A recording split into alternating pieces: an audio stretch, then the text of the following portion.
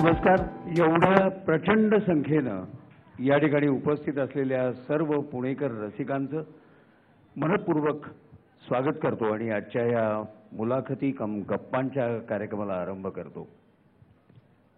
मला आज या ठिकाणी हा कार्यक्रम करत असताना दोन गोष्टींमुळे विशेष आनंद होतोय. एक म्हणजे ज्या केसरीमध्ये माझी स्वतःची पत्रकारितेची कारकीर्द सुरू झाली त्या केसरीमध्ये हा कार्यक्रम मुलाखतीचाच होतो आहे.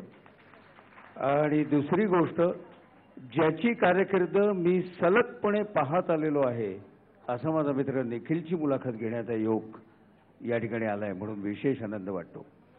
पहिलं मराठी वृत्त साप्ताहिक दिनांक आकाराला आणलेले, मनोहर साप्ताहिकामध्ये काही काळ काम पाहिलेले, आपलं महानगर सारख्या सायम दैनिकाचं प्रदीर्घ काळ संपादन केलेले, षटकार, चंदेरी यासारख्या देखण्या आणि वेगळ्या नियतकालिकांच्या उभारणीमध्ये सिंहाचा वाटा असलेले आणि गेल्या 35 वर्षाच्या या पत्रकारितेमध्ये अद्याप हाताळले न गेलेले विषय निवडत वेगळी लेखनशैली आणि मांडणी करत स्वतःचा स्वतंत्र ठसा उमटवलेले पत्रकार जयंत पवार, दिलीप प्रभावळकर, संजय पवार, राऊत यांच्यासारख्यांना अशा नवनव्या लेखकांना त्या काळात लिहितं केलेले, एरवी ओठावरही येऊ शकणार नाहीत असे लैंगिकतेसारखे विषय निवडून अक्षर दिवाळी अंक आणि अक्षर प्रकाशनाच्या संपादनातनं कल्पकता दाखवलेले पत्रकार आणि गेली 5 वर्ष IBN लोकमत या वाहिनीच्या माध्यमातनं संपादक आणि मुलाखतकार या नात्यानं ग्रेट भेट आणि आजचा सवालमधून थेट प्रश्न विचारत प्रचंड लोकप्रिय झालेला आमचा हा मित्र मुलाखतकार, एका यशस्वी मुलाखतकाराचीच मुलाखत घेण्याची संधी मला दिली, त्याबद्दल मी केसरी परिवाराचा आभारी आहे. पुनश्च एक वेळ आपणा सगळ्यांचं स्वागत करतो आणि निखिलला सांगू इच्छितो आजचा सवाल माझा आहे. आणि नक्की का? हा नक्की नक्की. मुलाखत कोण कोणाची घेणार आहे? मी तुझी. नक्की नक्की. थोडं वाटून घेऊया, करून घेऊया, अर्धी अर्धी काही करूया. ठीक आहे, माझी काहीच हरकत नाही. फक्त कुठल्याही प्रश्नाला उत्तर देण्यापूर्वी मी आपल्या सगळ्यांच्या वतीनं तुमच्या मनातलं पण मी प्रतिनिधी म्हणून बसलोय म्हणून एक गोष्ट त्याला निखिलला विनंती करतो. देवगंधर्वांचं चांगलं पुस्तक आहे, तर या पुस्तकावर हात ठेवून त्यांनी सुरुवातीला सांगावं, जी उत्तरं देईन ती न चिडता देईन.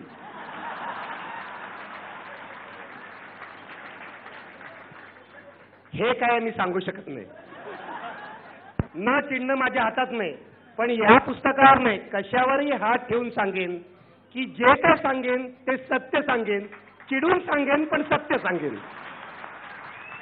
धन्यवाद. आपल्यापैकी बऱ्याच जणांना IBN लोकमतच्या माध्यमातून ग्रेट भेट आणि आजचा सवाल याच्यातनंच माहिती असलेले मुख्यत्वे निखिल वागळे आहेत. मी निखिल वागळे वगैरे म्हणताना मला जरा जास्त होतं. आम्ही आमच्या एकमेकांची इतक्या वर्षाची परस्परांना ओळखून असल्यामुळे मी अरे तुरेमध्येच आम्ही एकमेकांशी बोलू म्हणजे ते जास्त आम्हालाही बोलताना कम्फर्टेबल होईल. मी एक सांगू इच्छितो की प्राध्यापक डोळे हे त्या काळात सांगत असत की ते राष्ट्र सेवा दलाचे अध्यक्ष असताना निखिल वागळे राष्ट्र सेवा दलामध्ये फुल टाइमर होते. संघर्षशील आणि तडफदार असा निखिल सारखा कार्यकर्ता सेवा दलाची प्रतिमा बदलायला कारणीभूत ठरला. बेताच्या आर्थिक परिस्थितीत दीड खोलीच्या जागेत राहत फुल टाइमर म्हणून काम करणाऱ्या तुझ्यासारख्या सेवा दलातल्या कार्यकर्त्याला त्या दिवसांकडे बघितल्यावर काय वाटतं? मी मुद्दाम इतक्या जुन्यापर्यंत अशा करता गेलो की त्याचा लोकमतच्या अलीकडचा खूप प्रदीर्घ पहिल्यापासून संघर्ष, झटणं, सच्चेपणाकडे झुकणं या गोष्टींची वाटचाल फार जुनी आहे म्हणून मी सेवा दलाकडे सुरुवातीला गेलो. खूप जुना प्रश्न यांनी विचारलाय. खरं तर तो काळ आता माझ्यापासून सुटलाय, कारण हा जो काळ आहे तो साधारणपणे 1976-77चा काळ आहे. सेवा दलात मी होतो, खूप कमी काळ होतो. 77 नंतर काही काळ मी सेवा दलाचा फुल टाइमर होतो. बहुतेक वर्ष दीड वर्ष मी सेवा दलाचा फुल टाइमर म्हणून काम केलं असेल. पण माझ्या स्वभावामुळे असेल, खरं बोलण्याच्या वृत्तीमुळे असेल, तिथेही अनेकांशी माझे वाद झाले. राष्ट्र सेवा दल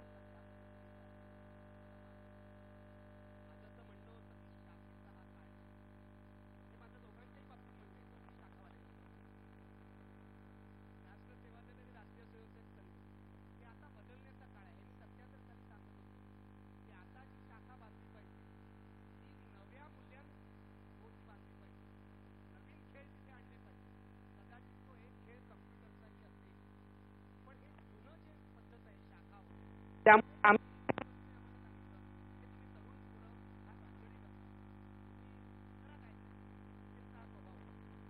काय करायचं ते मग आम्ही सेवा दलाचा मुंबईमध्ये विद्यार्थी विभाग काढला आणि विद्यार्थ्यांची संघटना बांधून विद्यार्थी आंदोलन केलं. सेवा दलाच्या इतिहासामध्ये आंदोलन हा प्रकार नव्हता, फक्त शाखेतून संस्कार व्हायचे. माझं असं मत होतं, संस्कार हा समाजात होतो, आंदोलनामध्ये होतो, लोकांमध्ये होतो, संघर्षात होतो आणि विधायक कामात होतो.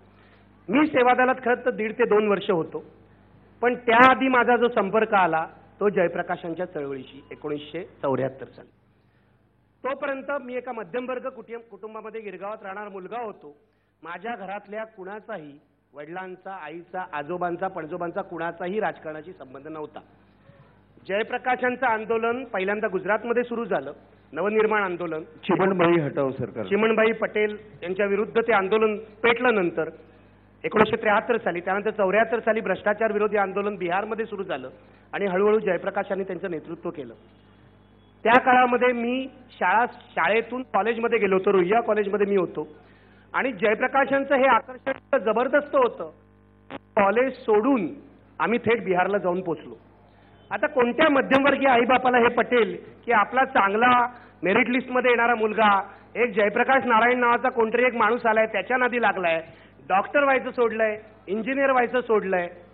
पण मी तुम्हाला सांगतो, आज इतक्या वर्षानंतर 1974 ते आजपर्यंत या इतक्या वर्षानंतर मी तुम्हाला सांगतो, मला या गोष्टीचा आयुष्यात कधीही पश्चाताप झाला नाही.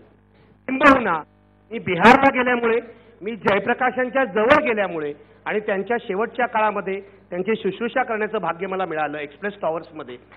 त्यामुळे माझं आयुष्य जे काय आहे ते आहे. मला जे मध्यमवर्गीय घरात बसून समजलं नव्हतं ते बिहारच्या खेड्यापाड्यात समजलं. खरा भारत काय आहे हे मला महाराष्ट्रात समजलं नव्हतं, मुंबईत तर नव्हतं. मी मुंबईकर होतो, पण मला बिहारमध्ये, पटण्यामध्ये, अगदी कोणत्या तरी गावातल्या खेड्यामध्ये, नालंदामध्ये, आम्ही जिथे जिथे बिहारमध्ये गेलो, मी बिहार खूप एक्सटेन्सिव्हली फिरलो. 6 महिने बिहारमध्ये मी आणि माझे मात्र फिरत होतो आणि फक्त बघत होतो. मला जे शाळेत शिकवलं नाही, जे मला कॉलेजात शिकता आलं नाही, ते मला तिथे शिकता आलं. मी एका शिक्षकाला याचं श्रेय देतो. आमच्या शाळेमध्ये डी.टी. कुलकर्णी म्हणून सर होते, डॉक्टर डी.टी. कुलकर्णी, जे नंतर दुर्गाबाई भागवतांबरोबर एशियाटिक सोसायटीचे उपाध्यक्ष झाले. माझं भाग्य हे की ते आम्हाला मराठी शिकवायला ठाण्याच्या मोह विद्यालयात होते आणि ते असं सांगायचे, काहीतरी वेगळं करायचा प्रयत्न करा. त्यांची भाषा अत्यंत जहाल होती. ते असं म्हणायचे, नाहीतर सगळ्या लोकांप्रमाणे किडे बनून गटाराच्या आजूबाजूला पडून राहाल. हे वाक्य माझ्या मनात रोवलं गेलं शाळेमध्ये, 8वी मध्ये, 9वी मध्ये. आणि मी बिहारला पोचलो. त्या क्षणी माझा घरचा संस्कार, मध्यमवर्गीय संस्कार कोलमडून पडला. ते आयुष्य बेचव वाटायला लागलं आणि त्यानंतर मी तुम्हाला सांगतो, मी बिहारमध्ये गेलो, मी मुंबईत परत आलो, JP वारले, जनता पक्ष झाला. जनता पक्षाच्या 77 काळात आम्हाला असं वाटत होतं परिवर्तन होईल, त्यामुळे त्या पक्षाच्या प्रचारातही आम्ही सामील होतो. लवकरच भ्रमनिरास झाला. त्यानंतर पत्रकारितेमध्ये आलो. त्याच्याकडे मी नंतर येतोच आहे. एकच गोष्ट मला बोलायची आहे, राष्ट्रसेवा दलाचा उल्लेख केला म्हणून इथे सांगतो. इथे अनेक पत्रकार, नवीन मुलं असतील. माझी पत्रकारिता महाराष्ट्रात जी घडलेली आहे आणि जी मी पत्रकारिता करतो, ही कुठच्याही कॉलेजामध्ये, वर्गामध्ये घडलेली नाही. हे महाराष्ट्रातल्या राजकीय, सामाजिक, संस्कृतीच्या मांडीवर बसून ही पत्रकारिता घडली आहे. म्हणून मला या सगळ्या चळवळींबद्दल एक अपार प्रेम आहे, जिव्हाळा आहे आणि कृतज्ञता आहे. या चळवळीचा उल्लेख निघाला म्हणून विचारू इच्छितो की गुजरातमध्ये चिमणबाई पटेल सरकार हटवण्याकरता जी चळवळ झाली, त्यावेळेला प्रथम मला वाटतं तू जसं बाहेर पडला तसं प्रथम सुशिक्षित पहिल्यांदी चळवळी करता रस्त्यावर उतरली असं म्हणता येईल का? 100% असंच होतं. मी कसा बाहेर पडलो, जसं आज तुम्हाला अण्णा हजारे दिसतायत, म्हणजे जयप्रकाश नारायण हा खूप मोठा नेता होता, मला माफ करा, अण्णांविषयी मला नितांत आदर आहे, पण जयप्रकाशांची वैचारिक पातळी आणि या गोष्टी यांची अण्णांशी तुलना होऊ शकत नाही. मला असं वाटतं जयप्रकाशांचं आम्हाला आकर्षण वाटलं, कारण जी व्यवस्था सडलेली आहे ती हा माणूस बदलू इच्छितोय. जयप्रकाशांनी संपूर्ण क्रांतीचा नारा दिला होता. आम्ही धावत सुटलो, आम्ही घरदार सोडलं आणि धावत सुटलो बिहारमध्ये, आणि त्यांचं घर होतं तिथे जाऊन त्यांना भेटलो, त्यांच्या पाया पडलो आणि आम्ही त्यांना सांगितलं की जेपी आम्हाला मार्गदर्शन करा. आम्ही कोण होतो मार्गदर्शन घ्यायला? जेपीने आम्हाला एकच गोष्ट सांगितली, मी तुम्हाला सांगतो, जी आयुष्यभर मला पुरली. त्यांनी असं सांगितलं की प्रश्न विचारायला शिक. ते त्यांच्या संथ गतीने असं बोलायचे आणि अत्यंत शांत होते. ते असं म्हणायचे, सवाल पूछना शिकू. कोणतीही गोष्ट आहे तिला प्रश्न विचारायला शिका. कोणतीही गोष्ट प्रश्न न विचारता मूकपणे मान्य करू नका. मी आयुष्यात जर काय केलं असेल, अगदी आजच्या सवालपर्यंत प्रश्नच विचारतोय आणि हे सगळं तिथून आलेलं आहे, आज एका दिवसात आलेलं नाही. दिनांक सारखं वृत्त साप्ताहिक काढण्यामागची त्यावेळची संकल्पना काय होती आणि अशोक शहाण्यांच्या शैलीचा किंवा निळू दामल्यांसारख्या पत्रकाराच्या त्यावेळच्या बरोबर असलेल्या त्याच्या सहवासाचा दिनांकच्या वाटचालीमध्ये तुम्हाला उपयोग झाला? दिनांक हे म्हणजे मी त्याचा पहिला, म्हणजे मी आयुष्यात पहिल्यांदा पत्रकार झालो आणि संपादक झालो ते दिनांकमुळे. साप्ताहिक दिनांक हा मराठीतला अनोखा प्रयोग होता. 1979 साली हे सुरू झालं.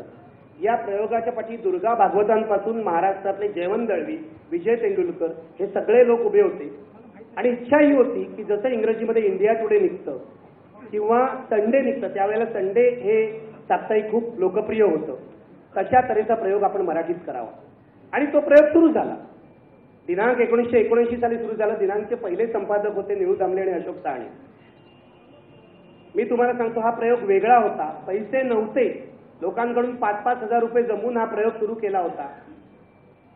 बहुसंख्य त्या सगळ्या दिनांक चालवणाऱ्या व्यवस्थापकीय मंडळात समाजवादी होते, चांगले लोक होते, पण जे समाजवाद्यांचे एरवी होतं तेच झालं. मतभेद झाले पहिल्या वर्षभरामध्ये आणि अशोक शहाणे आणि निळू दामले सोडून गेले.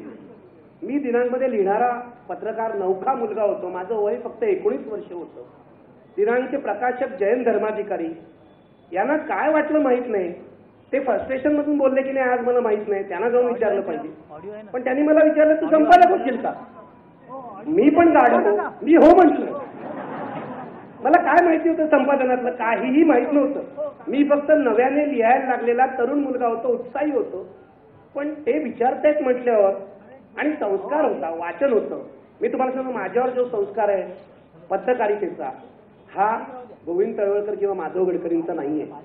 माझ्यावर जो संस्कार आहे पत्रकारितेचा, हा माणूसच्या माजगावकरांचा आहे, सोबतच्या बेहरेंचा आहे किंवा साधनेच्या यदुनाथ थत्तेंचा आहे.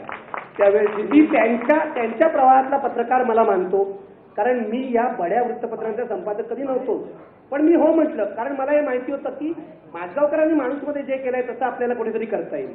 मी माणूसमध्ये त्या काळात लिहित होतो. माणूसचं मध्यांचं समग्र वाङ्मय जे निघालं त्याच्यामध्ये 77 साली लिहिलेला माझा लेखही आहे आंध्र प्रदेशच्या वादळावर. तर मी हो म्हटलं. आता ते गाढव होते की मी गाढव होते मला माहित नाही, पण मी संपादक झालो आणि मी छोटा संपादक होतो.